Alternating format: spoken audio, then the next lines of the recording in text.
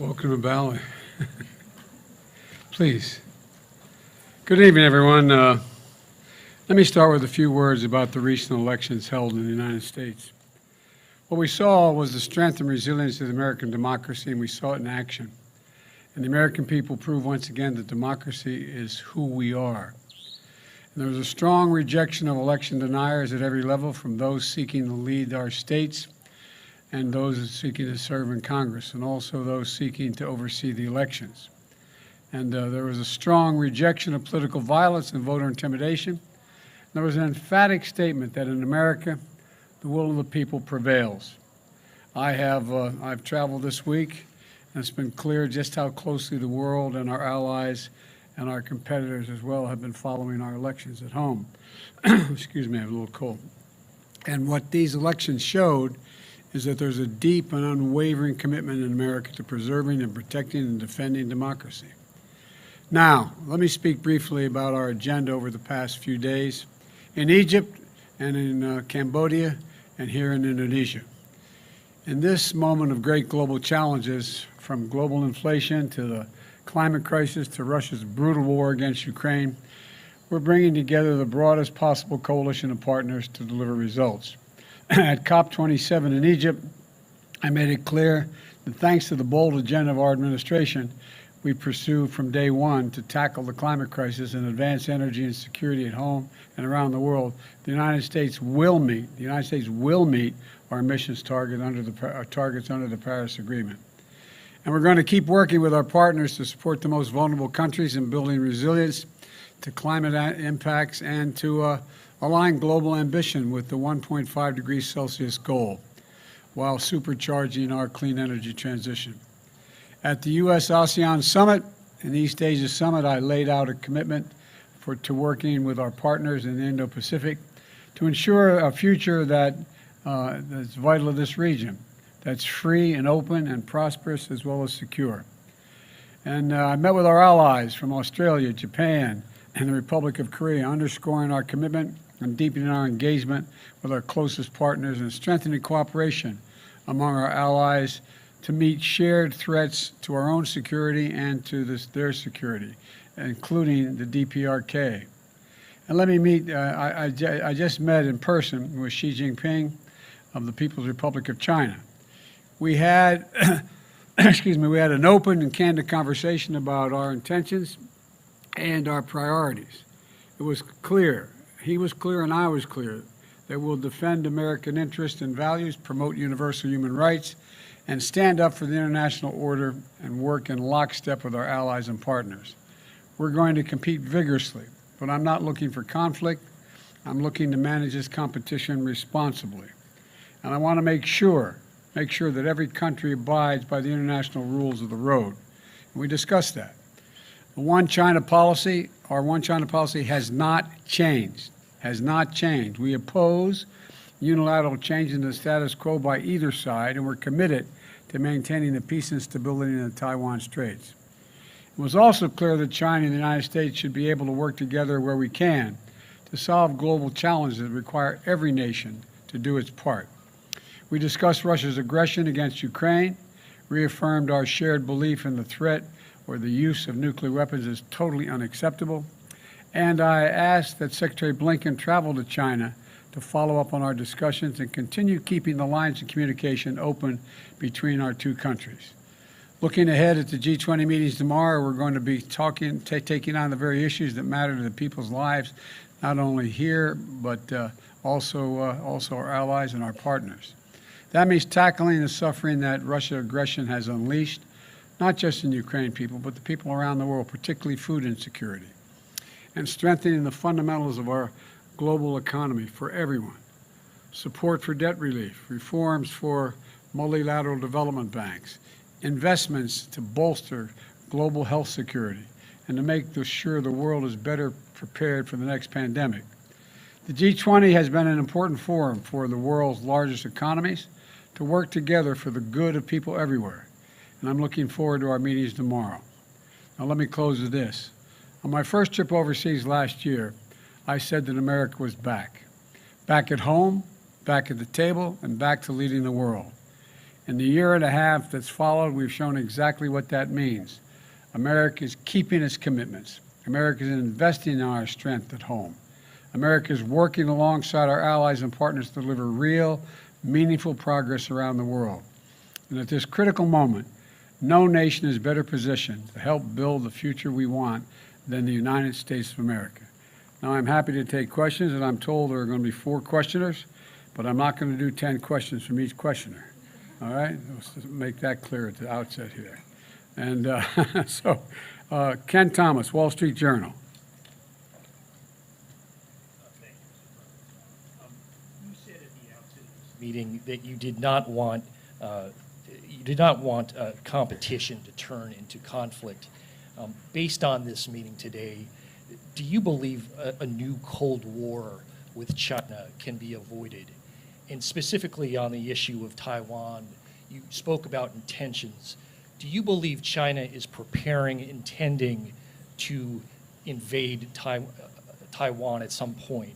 And what warnings did you issue to President Xi if he were to take such action? Well, to answer the first part of your question, I absolutely believe there need not be a new Cold War. I've met many times with Xi Jinping, and we were candid and clear with one another across the board. And I do not think there's any imminent attempt on the part of China to invade Taiwan. And I made it clear that our policy on Taiwan has not changed at all. It's the same exact position we've had. I made it clear that we want to see cross-strait issues peacefully resolved, and so it never has to come to that. And I'm convinced that he understood exactly what I was saying. I understood what he was saying. And look, I think the United States is better prepared than any country in the world, economically and politically, to deal with the changing circumstances around the world. And I think that I think Xi Jinping we agreed that we would set up a set of circumstances where on issues that we had to further resolve details, we agreed that we would have our chief of staff, the appropriate cabinet members and others sit and meet with one another to discuss the details of every issue that was raised, and we raised a lot of issues.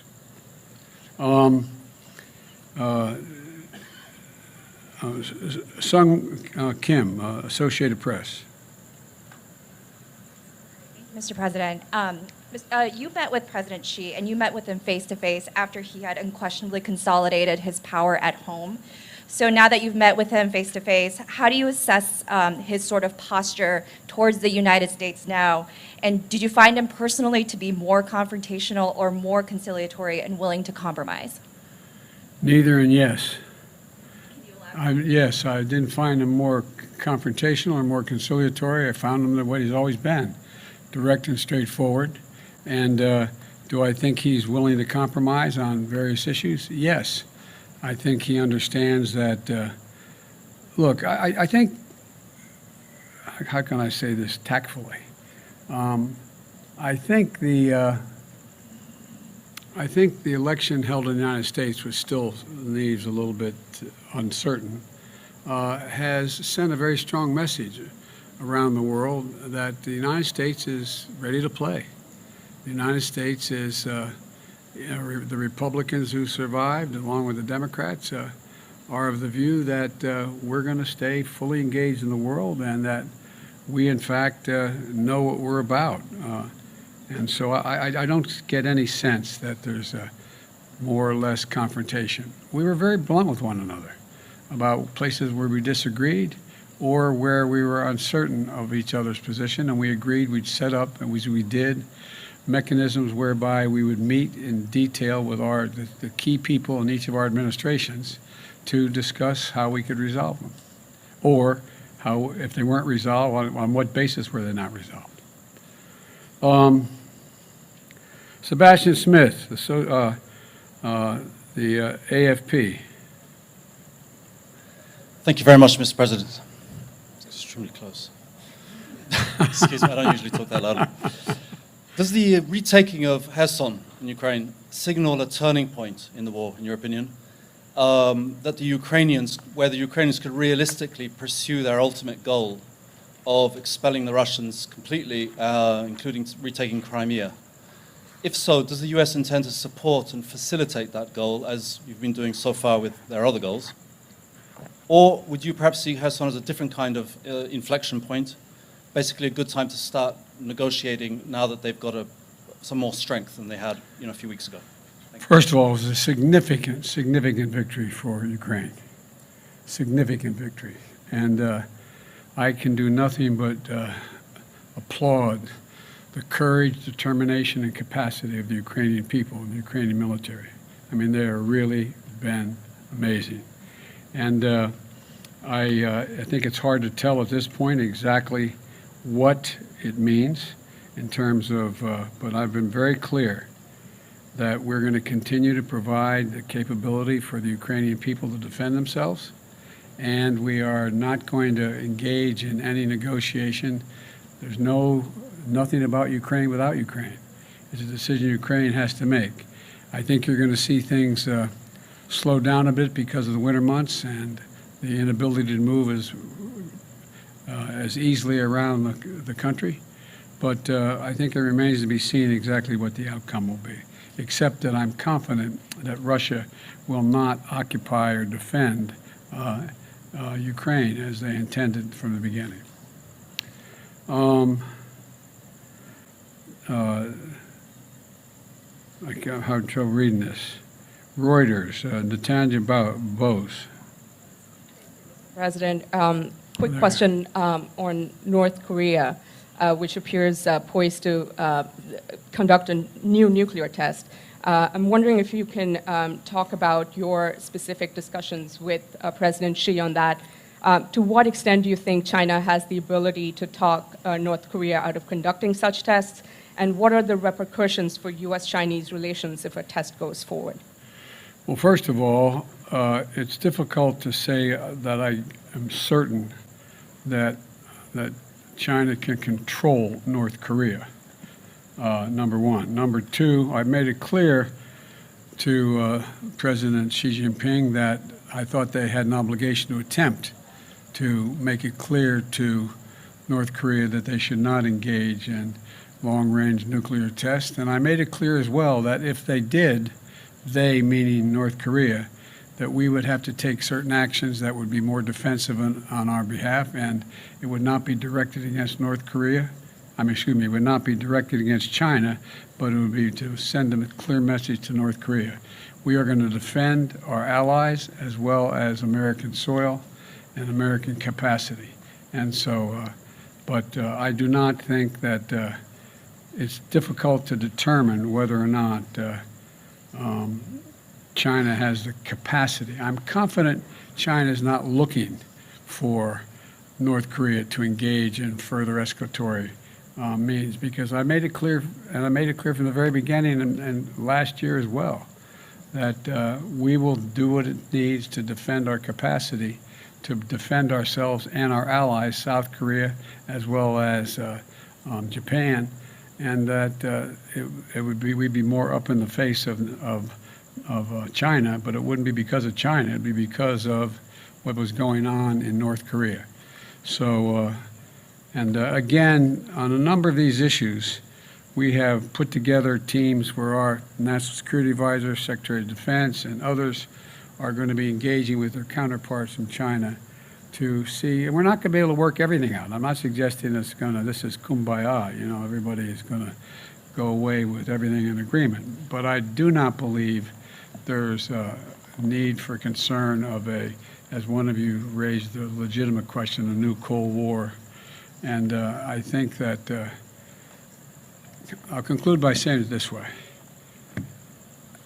I want to be clear, and be clear with all leaders, but particularly with Xi Jinping, that I mean what I say and I say what I mean. So there's no misunderstanding. That's the biggest concern I have is a misunderstanding about intentions or actions on each of our parts. So we went into, I look at my team, how long did that meeting last?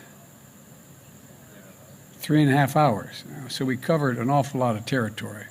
And I must say that He was as straightforward as he has been with me in the past, and I think that we understand one another, which is the most important thing that can be done.